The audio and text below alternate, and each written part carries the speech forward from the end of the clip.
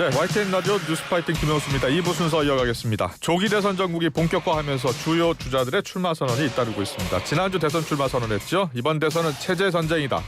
이재명을 이겨본 유일한 필승 후보다라면서 지지를 호소한 오선 중진 나경원 의원 연결합니다. 의원님 나와 계시죠? 네, 안녕하세요. 네, 안녕하세요. 출마 고심이 크셨나 봐요. 지난주 초까지만 하더라도 나 의원께서 출마하실 거라고 예상 못했거든요. 네, 많은 분들이 예. 안 하지 않을까 이렇게 생각하셨던 것 같습니다. 그렇잖아요. 예. 예. 그래서 어떤 계기로 출마를 해야겠다라고 생각하신 거예요? 저는 사실은 최근에 몇 달 동안 이 소위 이제 대한민국의 자유민주주의라든지 법치주의를 지키기 위한 목소리를 많이 냈었습니다. 예. 이제 흔히들 탄핵 반대다 이렇게 말씀들 하시는데 사실은 제가 가장 분노하고 걱정했던 것은 우리가 수사 과정이라든지 재판 과정 같은 곳에서 우리가 볼 수 있는 절차의 위법이라든지 이런 것이 대한민국의 근본적인 법치주의를 흔들고 있다. 특히 이제 이념 편향성 이런 재판관들의 이념 편향성. 그래서 사실은 이 헌법 가치를 지키는 것이 헌법 가치가 지금 흔들리고 있다. 이것이 지금 대한민국의 현주소다라고 인식했기 때문에 그런 고민이 많았고요. 그래서 그 헌법 가치를 좀 지키고 그런 헌법 가치를 지키는 속에서의 대한민국의 빠른 변화가 미래를 만들 수 있다.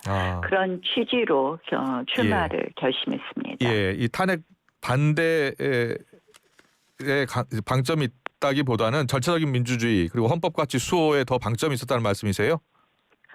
그렇죠. 당연히 저희가 결국은 그러한 출발에서 시작을 한다고 보시면 될 것 같습니다. 그래서 사실은 제가 이제 어제 이승만 대통령의 사저인 이화장을 방문했었습니다. 왜 그곳을 방문했냐면 이승만 대통령이 해방 이후에 이제 이화장으로 돌아오셔서 거기서 재헌 조각을 했습니다.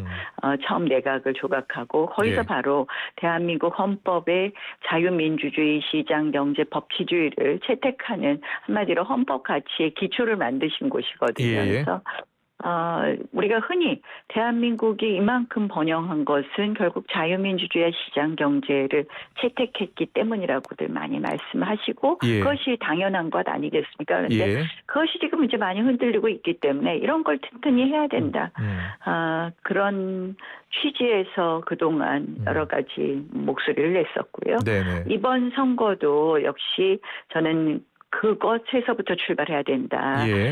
최근에 보면 그 신용평가 등급 피치나 무디스에서 지금 한국의 신용평가에 대해서 굉장히 등급을 하향할 수밖에 없지 않나 이런 얘기들을 하고 있어요. 관계자들이. 거기에 내용을 보면 유력 대선 주자인 이재명 후보의 기본소득에 대한 우려들을 이야기를 했습니다. 결국 기본소득이 우리의 헌법 가치에 반하는 것뿐만 아니라 이것이 결국은 국가 부채율을 높일 것이다. 이런 이유로 지금 신용평가 등급을 지금 한국 하향해야 된다. 이런 이야기들을 하고 있거든요. 그래서 저는 결국은 이번 선거에서 누가 대통령이 되느냐에 따라서 대한민국에 대한 국제적인 신뢰, 국제적인 평가가 달라질 수 있다. 그래서 결국은 경제 따로 헌법 따로가 아니라요. 헌법 가치와 경제는 연결이 된다라는 생각입니다. 지금 많은 언론은 어떻게 분석을 하냐면요. 지금 탄핵 찬성 탄핵 반대 후보 간 경쟁일 수 있다라는 분석이 나오는 거예요. 한동훈, 안철수 대 김문수, 나경원, 홍준표 이런 식으로요. 저는 사실은 조금 그 부분에 대해서는 생각이 좀 다릅니다. 말씀하세요. 사실은 헌법 가치를 누가 더 중요하게 생각하느냐 이런 부분도 있고요. 탄핵 찬성 탄핵 반대는 저는 사실은 이 보수 대통령 우리 국민의힘 출신 대통령이 지금 두 번째 탄핵이 되었습니다. 과연 이 미국은 지금 대통령제 국가인 미국은 한 번도 대통령 탄핵이 없었습니다. 이렇게 대통령 탄핵을 반복하고 그것으로 인해서 정말 2년 6개월 만에 또다시 선거를 하고 이것이 과연 대한민국의 발전에 도움이 될 것이냐. 예. 이런 부분까지 다 고려한 우리가 여러 가지 다른 판단을 했다고 생각을 하고요. 예. 그런 점에서 저는 지금도 탄핵을 반대한 것을 후회하지 않습니다. 예. 그리고 또 그것이 맞은 방향이라고 생각을 하고 그래서 네. 사실은 이런 탄핵 재판이라는 그 과정 123일이 굉장히 막 대한민국이 혼란스럽지 않았습니까? 예. 그래서 예. 탄핵 헌법재판소의 이 탄핵 심판을 하게끔 가져간 그런 부분들에 대해서는 굉장히 예. 아쉽게 생각하고 네. 다시 한 번들 생각하셨었으면 하는 그런 아쉬움이 있습니다. 예. 네. 근데 탄핵을 반대했던 후보들의 중도 확장성이 좀 제한적이다 이런 지적들이 있잖아요. 거기에 대해서는 어떤 생각이세요? 굉장한 편견이라고 생각을 합니다. 저는 이제 헌법가치의 수호를 말씀을 드렸는데, 네. 이 보수라는 또 예. 자유우파라는 쪽은 보통 이제 이러한 헌법가치를 보수는 늘 이런 얘기가 있잖아요. 보수는 바로 변화하는 것이 보수고 혁신하는 것이 보수이다. 그래서 제가 드리고 싶은 말씀은 이 튼튼한 가치 기반 위에서 빠르게 변화하는 변화를 보면 저는 이 나경원이야말로 중도 확장성이 있다. 결국 그 변화는 뭐냐? 다른 것이 아니라 지금 국민들에게 필요한 실용적인 좋은 정책들이라고 생각을 합니다.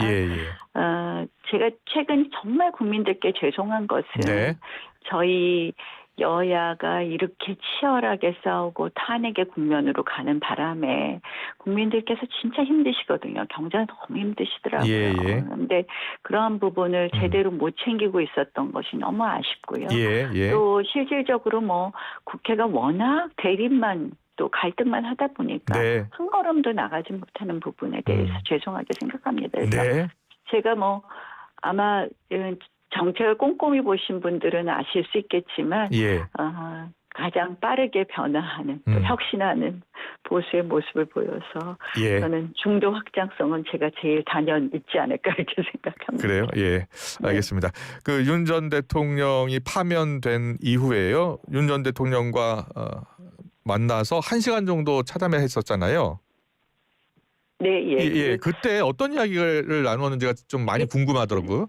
저는 자꾸 저희 경선에 대통령을 다시 말씀 올리는 것은 별로 적절하지 않다고 생각을 합니다. 대통령께서 탄핵 결정이 난 이후에 한번 와서 차 한잔 마시고 가라 그러셔서 그래서 갔었던 거고요. 제가 그 내용을 자꾸 이야기하는 것은 무슨 이 경선 과정에서 소위 무순심 파리 뭐 이런 거 하는 게 별로 좋지 않다고 생각하기 때문에 안 하는 것이 좋을 것 같습니다. 알겠습니다. 윤 전 대통령이 국민 위해서 새길을 찾겠다라고 언급한 대목 있잖아요. 윤 전 대통령이 새길을 찾겠다라는 것을 어떻게 해석하고 계세요? 글쎄요, 지금 당장 이제 재판도 하셔야 되고 그런 여러 가지 어려운 점이 있지만 늘 국가를 위해서 앞으로 하실 역할들, 국가에 대한 우리 정치를 하는 사람, 나라를 위해서 일을 하겠다고 나서는 사람들은 늘 그런 고민이 있었던 거고 대통령께서도 그런 고민이 있으신 거니까 그런 면에서 앞으로도 국가를 위해서 뭔가 역할을 할 것이 있지 않을까 이런 부분 말씀하시지 않았을까 이렇게 생각합니다. 윤 전 대통령이 이번 대선 조기 대선 경선에서는 적극적으로 나서지 않을 것으로 보세요? 어떻게 보세요? 계속 질문도 계속 대통령 얘기하시니까 질문 지금 그 정도 하시죠. 그래서 저는 안 나서시지 않을까 이렇게 생각합니다. 그렇게 보시는 거예요? 알겠습니다. 얼마 전에 이제 김문수 전 장관과 같이 청년노동 문제를 논의하는 장면 화면을 봤어요. 거의 중앙대학교던가요, 거기가요? 그렇습니다. 같이 이렇게 나서서 같이 움직이는 모습을 보면서 여러 이야기가 나와서요. 함께한 이유가 어디에 있었던 거예요? 저는 이 국민의힘 경선에 또 이 파이를 키우고 국민의힘 후보들의 좀 이 파이를 키워야 된다는 생각을 합니다. 지금 이제 저희 경선이 이 자꾸 무슨 한덕수 총리 이야기 나오면서 이 경선의 중요성도 자꾸 이렇게 떨어지는 것 같은 느낌으로 만들기도 하고 예. 뭐 이런 모양 아닙니까? 그래서 저는 사실은 어떤 후보들은 아니지만 예, 제가 예. 도저히 뭐 같이 할 수 없는 후보도 있지만 예, 예. 이 가급적 예. 다른 후보와 뭐 좋은 이렇게 자리가 있으면 같이 할 생각입니다. 그래요? 그날도 이제 예. 제가 청년들하고 저는 이제 사실 지금 가장 어려운 층 중에 하나가 바로 청년층 아닙니까? 저는 네. 청년층 자영업자분들이 제일 어렵다고 생각을 하는데요. 예, 예. 그래서 청년층하고 제가 이제 대화하려고 이렇게 햄버거 미팅을 잡아놨는데, 네. 아유, 저만 하는 것보다는 그러면 뭐 우리 후보 같이 하시자고. 근데 그때까지 뭐 출마 선언하신 분은 없으시고 그래서 예. 예, 같이 하시자 그랬고요. 야. 뭐 다른 또 기회가 있으면 다른 후보도 그렇군요. 같이 제가 만드는 일정이 있으면 같이 또 간다면 하시자고 네. 그럽니다. 알겠습니다. 예, 도저히 함께 할 수 없는 후보는 한동훈 전 대표 말씀하시는 거예요? 뭐 조금 그러네요. 파이를 키우려면 여러 후보, 다른 생각을 갖고 있는 후보와도 함께 하고 경선도 치르고 같이 해야 되는 건 아닐까요? 어떻게 보세요? 아니 뭐 예. 경선은 당연히 싫어야죠. 뭐 예. 각자 다 경선에 나오고 각자 자신의 비전을 이야기를 하는데요. 네. 저는 막 제가 이제 그 대통령 탄핵이 되풀이 되는 거 지금 네. 이제 대한민국 헌법이 너무 쉽게 탄핵을 하게 되어 있고 탄핵이 되면 또 직무정지되고 그러는데 사실은 뭐 그 윤 전 대통령의 경우에도 이 취임하기 전부터 벌써 퇴진 집회가 시작이 됐었습니다. 예. 조기 대선 계속 획책했었죠. 그러니까 퇴진 집회 한 178번가 있었거든요. 그런데 이렇게 계속 나라가 흔들어서 탄핵하고 또 하고 이러면 굉장히 나라가 혼란스럽다. 그런 생각으로 우리가 우리의 대통령을 우리 당이 탄핵하는 그런 역사는 반복돼서는 안 된다고 생각을 했는데 그런 부분에 대해서 오히려 이 탄핵을 더 어떻게 보면은 뭐라 그래야 되나 선동했다고나 할까요? 그런 점에 대해서는 도저히 저는 좀 납득하기 어려운 부분이 있습니다. 예. 그리고 언론 인터뷰를 보니까 오세훈 서울시장이 지금 불출마를 선언했는데 오세훈 시장과 통화를 하셨다고요? 네, 통화했습니다. 예, 오세훈 시장과 어떤 이야기 나누셨습니까? 뭐 위로 말씀을 좀 드리고요. 그리고 뭐 오 시장께서는 일단 뭐 불출마 선언하면서 약자와의 동행 본인이 가장 강조했던 약자와의 동행이라는 정책들을 같이 담아줄 수 있는 또 그러한 철학을 담아줄 수 있는 후보를 강조하셨는데 사실 뭐 약자와의 동행은 저의 정치 시작의 동기 가장 큰 동기 중에 하나입니다. 그래서 뭐 그러한 부분 이미 많이 공감하고 또 함께한 부분도 있어서 그래요? 걱정하시지 말아라라는 말씀 드렸습니다. 오세훈 시장이 좀 도와주신다고 했습니까? 오 시장께서는 아마 특별히 어느 후보를 돕지는 않으실 것 같은데요. 그래요? 정책 방향은 비슷한 게 많습니까? 뭐 이제 이제 서울시장으로서 이제 강조하신 약자와의 동행. 그러니까 결국 이거는 어떻게 보면은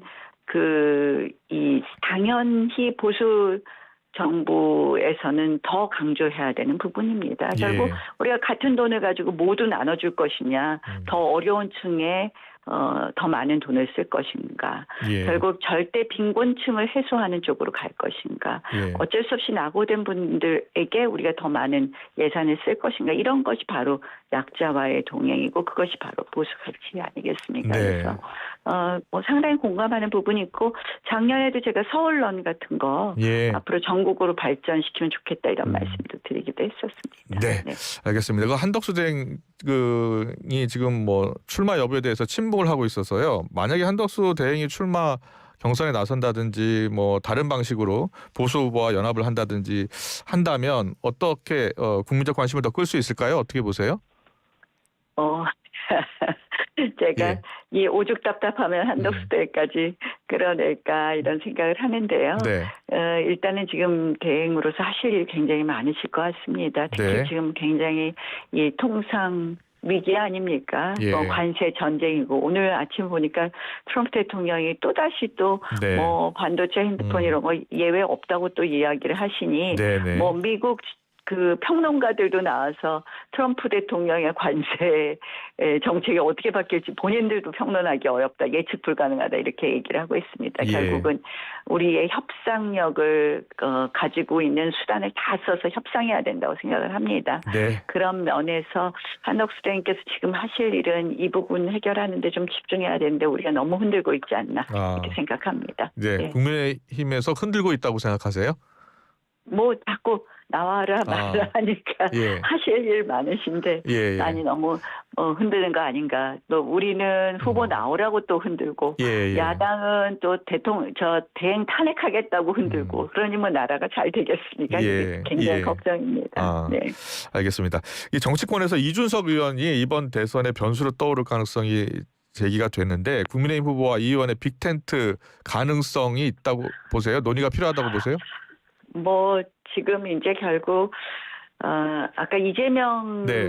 대표 당선의 경우, 이재명 후보 당선의 경우의 위험성, 이미 이제 신용평가 등급의 하락이라든지 이런 가능성을 보면 여러 가지 우리가 다양한 고민을 해야 될 때다 이렇게 생각합니다. 다양한 고민을 해야 할 때다. 그러면 나중에 국민의힘 후보가 나오고 이준석 의원과의 연대 가능성도 타진해 봐야 된다 이렇게 해석해도 될까요? 아니요, 꼭 그렇게 저희가 이 확정 지을 필요는 없지만요. 사실은 반명계와도 저희가 이야기를 나눠야 되지 않을까 이런 생각도 하고요. 정말 다양한 고민을 해야 될 때라고 생각합니다. 반명계라고 하면은 민주당의 비명계하고도 연대 가능성도 타진해야 된다라고 보시는 거예요? 저희가 정치는 또 여러 가지 상상을 할 수 있으니까요. 결국 대한민국을 위해서 어떤 길이 맞는 것인지에 대한 고민은 또 변해가는 정치 상황에 따라서 우리가 늘 상상하고 또 준비해야 된다 생각합니다. 그렇게 본다면 앞서 이제 이번 대선을 체제 전쟁으로 이제 규정을 하셨고요. 그렇다면은 반 이재명을 위해서는 여러 정치하고 다 같이 연대를 할 수 있다 이렇게 보시는 거예요? 거기서 핵심은 헌법 가치 수호의 의지 부분이고요. 헌법 가치를 중시하는 부분에 있어서 다르지 않는다면 우리가 또 많은 생각을 같이 할 수 있다 이런 정도. 꼭 연대다 뭐다 이런 표현이라기보다는 많은 고민을 해야 될 시기다. 그렇군요. 네, 그러면 이준석 전 대표하고도 연대 가능성을 완전히 배제하지는 않는다라고 이해하면 되겠네요. 글쎄요, 이준석 너무 지금 답을 자꾸 얻으려고 하시지 말고요. 상상의 여지를 좀 남겨놓으시죠. 알겠습니다. 자, 지금 체제 전쟁이다라고 이제 규정을 하셔서요. 이 체제 전쟁이라고 규정하신 이유는 어디에 있습니까? 지금 사실은 저는 최근에 이제 이재명 대표 아까 기본소득 등 경제 정책도 말씀을 드렸지만. 저는 작년에 사실 민노총 간첩단 사건 수사기록 판결문 공소장 이런 거 보면서 깜짝 놀랐습니다. 이 우리 사회에 생각보다 이 많은 부분이 이 북한의 생각하고 또 비슷하게 진행된 게 있었던 거예요. 그러니까 우리가 이게 무슨 말이야 이렇게 말씀하실 수 있겠지만 그 사건의 이 공소장이나 판결문 보면 북한 지령문에서 지시한 게 있어요. 구호는 태진이 추모다로 해라. 그러면 여기 저희 민노총과 민주당 세력들이 진짜 그걸 들고 나와요. 나경원은 무슨 친일파라고 해서 토착 왜구라고 씌워라. 그럼 진짜 그렇게 대진전이 들고 와갖고 저희 집회를 해요. 정의당은 죽이고 진보당은 키워라. 이번에 22대 대선이 되면서 비례대표 연합 공천하면서 이재명 대표가 진보당 세석이 국회 들어오는 것을 만들어주지 않았습니까? 이런 거 보면 굉장히 걱정이 되는 부분이 있고 또 하나 이제 아까 헌법가치에서 법치주의 말씀드렸는데 영장이 서부지방법원에 가면 발부되고 중앙지법에 가면 기각이 되고 우리가 최후의 보루라고 하는데 이것이 이념적 성향에 따라서 다르다. 또 공수처가 수사권이 없는데 결국은 불법적으로 수사하고 이런 게 보면 다 일종의 사법에도 이념에 따라서 다른 이런 카르텔. 저는 그것이 굉장히 대한민국을 흔들고 대한민국이 기초를 위험하게 할 수 있다. 그래서 제가 체제 전쟁이라는 말씀을 드렸습니다. 네, 알겠습니다. 여기까지 듣겠습니다. 국민의힘 나경원 의원과 함께했습니다. 잘 들었습니다. 고맙습니다. 네, 고맙습니다. 네.